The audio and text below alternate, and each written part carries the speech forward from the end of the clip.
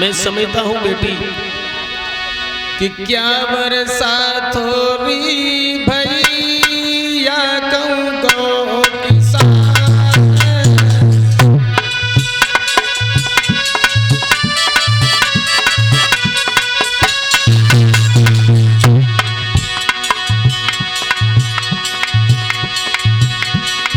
बोले हैं देव ऋषि नारद क्या बरसात हो रही भैया कहूँ किसान। क्या गति तेरी भई सती कहो प्यार।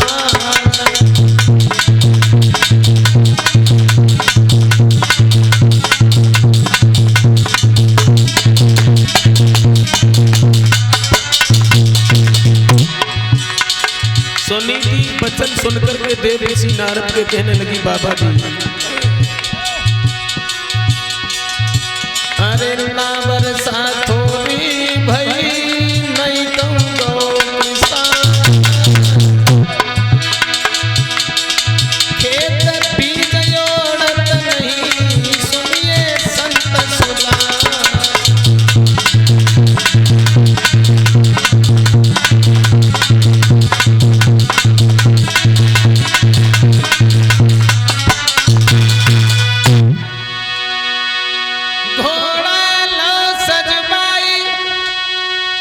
चले हर साई न बिलम लगाया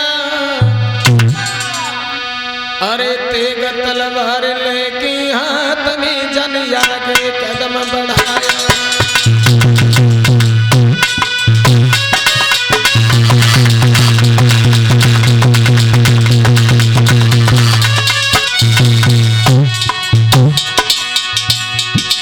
महाराज उत्तान पर घोड़ा पर सवार हुए हैं सिपाहियों को भी साथ में लिया है।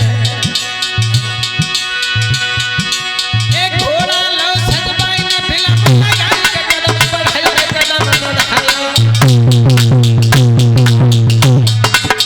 एक बनी जबरावा भसिया एक बनी जबरावा भसिया।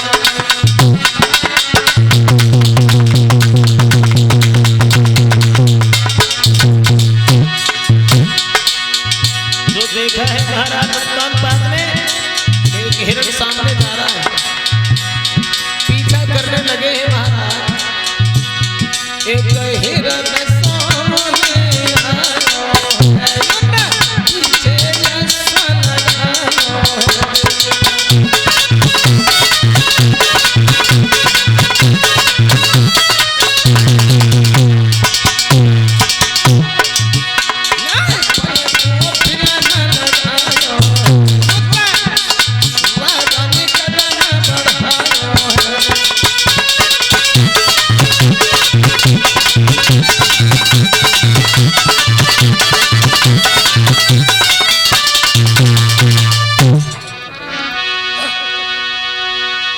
अरे सुख नींद सोई गई भैया रानी।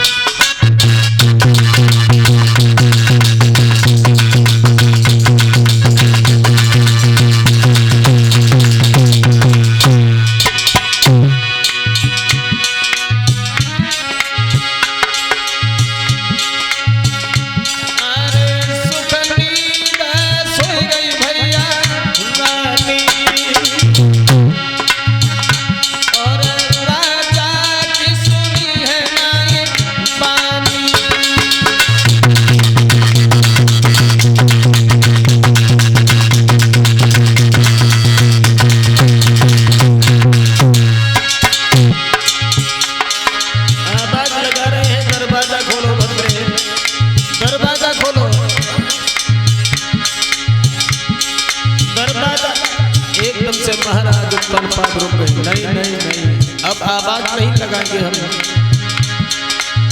आज हम बड़ी रानी के पास चलेंगे। कोई बात नहीं है सो गई है सो जाने दो। अरे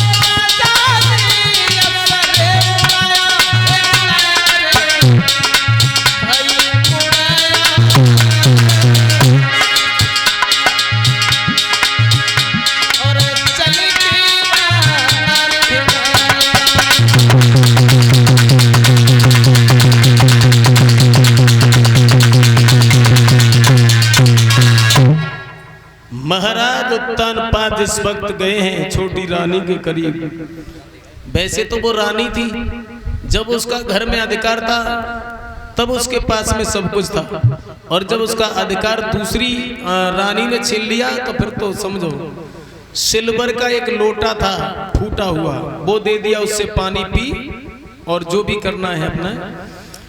तो महारानी सुनीति ने एक रोटी जो थी नमक के साथ महाराज उत्तानपाद को दी है भक्तों, और उस फूटे से लोटा में पानी ला करके दिया है। तो उत्तानपाद कहने लगे, रानी मैंने तुमसे पहले ही मना किया था, लेकिन तुम आज ये क्या हो रहा है तुम्हारे साथ में। लेकिन समय को बदलते देर नहीं लगती है भक्तों, कह रहा है कभी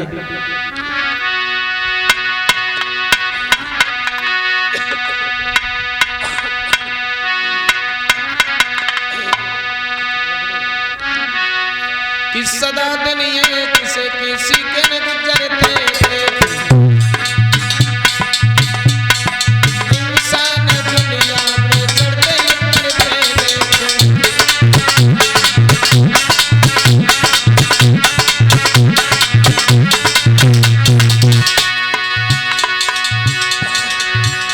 हमेशा एक जैसे किसी के दिन नहीं रहते हैं। आज पूर्वाई हवा चल रही है तो कल पश्चिम वाली चलेगी, परसों उत्तर वाली चलेगी तो उसके अगले दिन दक्षिण वाली भी चलेगी।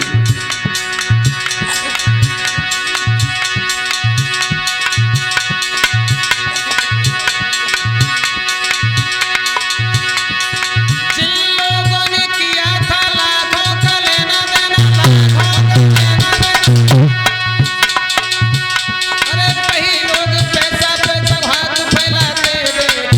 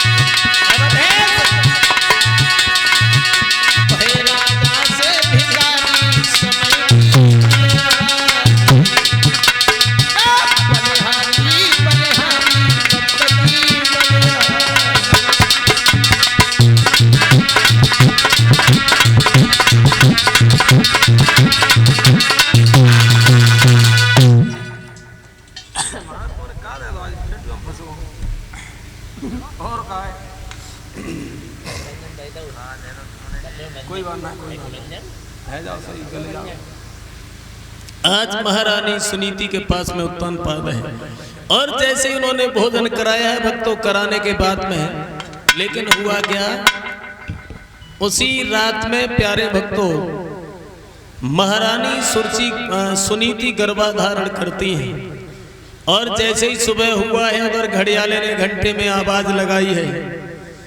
सुनीति कहने लगी, अरे बाप रे, थोड़ी देर और बाद लगाता तो मैं अपने पिया के दर्शन करती रहती, लेकिन जो समय है वो तो महाराज अपने हिसाब से चलता है। अब महाराज उत्तानपाद कहने लगे, सुनीति हटो, मुझे जाने दो। बोले महाराज रुक जाओ ना। उत्तानपाद कहने लगे, तुझे पता नहीं, अगर वो नीचे जाग गई तो पूरी पृथ्वी को उखाड़ करके सर पर रख देगी, इसलिए मुझे जाने दो। फिर कभी आएंगे, फिर आएंगे, फिर आएंगे, कोई बात नहीं। महाराज उत्तानपाद जब पहुंचे सुरची के करीब, सुरची ने देखा आ गए। पहले ये बताओ रात में कहां रुके तुम? उत्तानपाद कहने लगे भद्रे, मैं तो जंगल में शिकार खेलने के लिए गया था, लेकिन रास्ता भटक गया इसलिए वापस नहीं हो पाए हम। सुरची कहने लगी मुझे मालूम है तुम कहां रहे। और क्या बोले?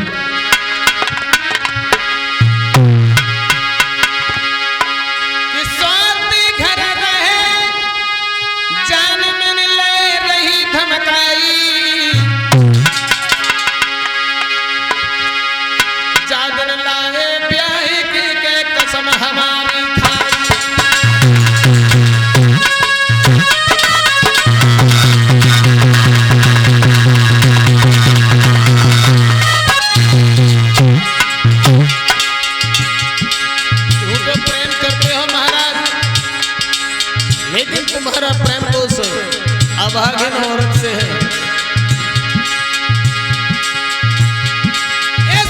घर तुम रहे जन्म ले गई धमकाई दादा धमकाई।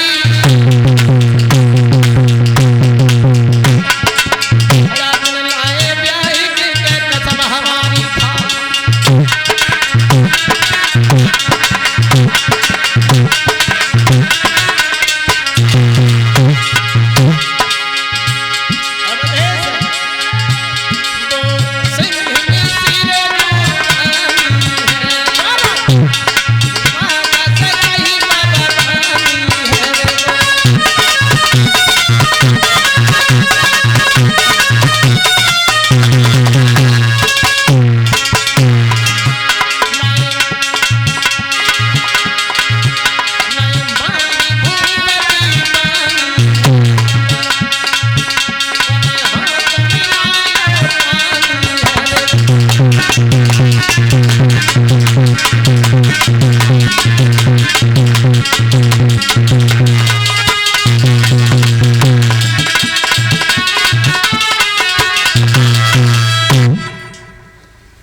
महारानी सुरची कहने लगी है उसी वक्त मैंने जान लिया तुम कहां रहे थे रात में।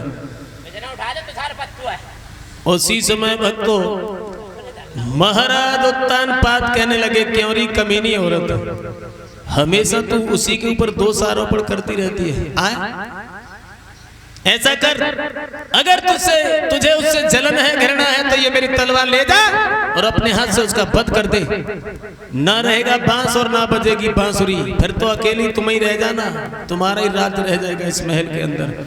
बेचारी एक भिखारियों की तरह से अपना गुजारा कर रही है, वक्त को काट रही है, फिर भी तू उसके ऊपर दोष लगाती रहती है। एकदम से जैसे ही महाराज गरम भये सो महारानी सुरची थोड़ी शांत हो गई, काम कर गई। परीक्षित महाराज बंदर गुड़ की कहां चले गए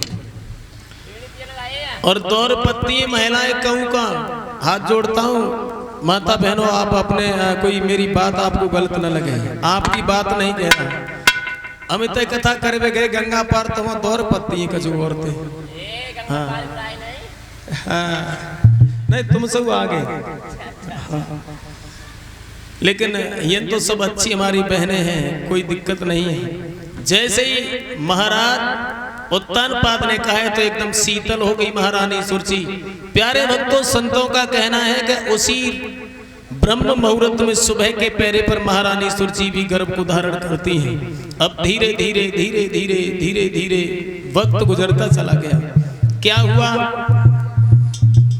जब वक्त गुजरता चला गया, समय प्रसव का आया अवधेश, और जब प्रसव का समय आया है तो सबसे पहले जो बड़ी रानी थी, सुबह ब्रह्म मुहूर्त में उसके एक पुत्र पैदा हुआ भक्तों। और जब उसके पुत्र पैदा हुआ है और पुत्र पैदा हुआ तो उसके घर पास में कोई नहीं था जो महाराज उसके बेटा को उठा करके किसी कपड़े में भी लपेट लेता। महारानी सुरची बेचारी जो सुनीति थी, अपने उस मांस के लोथड़े को कलेजे से लगाए हुए आंखों से अश्रुधारा बह रही है। लेकिन मन में बहुत खुश है। कह रही है, धन्य है महाराज आपकी वाणी, जो आपने उस दिन कहा था कि तेरे घर में एक पुत्र पैदा हो जाएगा। धन्य है तुम्हारी महिमा दीन बंधु। मैं आपके चरणों को बार बार नमन करती हूँ। और उसी दिन के समय महाराज, महारानी यानी छोटी रानी से सुरजी से एक पुत्र पैदा हुआ। तो अब तो बाकी बड़ी सेवा हो रही है बदे, और घर में बधाई बजाई जा रही है। और क्या हुआ तो कोई हतो ही ना। अब बधाई बज रही महाराज, स्त्रियां गीत गा रही हैं।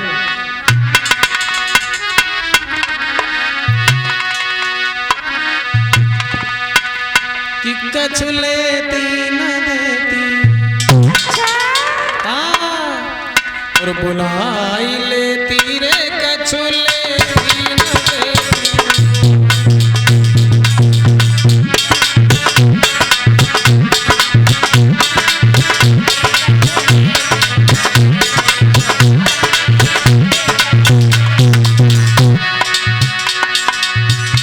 देवियां बधाई गा रही हैं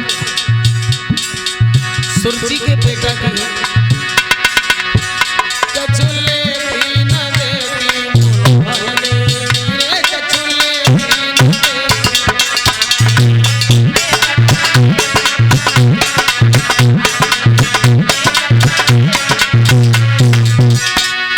और रामदेव काका भी, अरे सबको दे रही रुपया पैसा,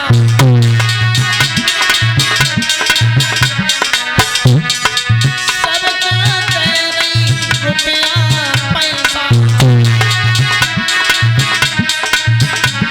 और हमें एक कौड़ी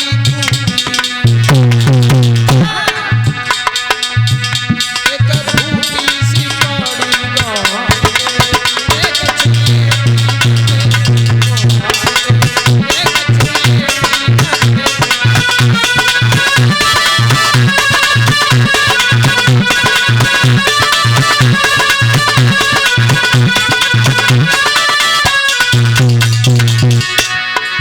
और काका की अंदर नाच पूजा की गीतों गाती जा रही है।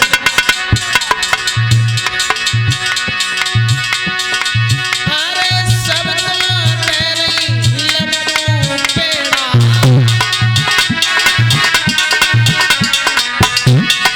सबको दे रही लड्डू पेड़ा। लेकिन काम देता को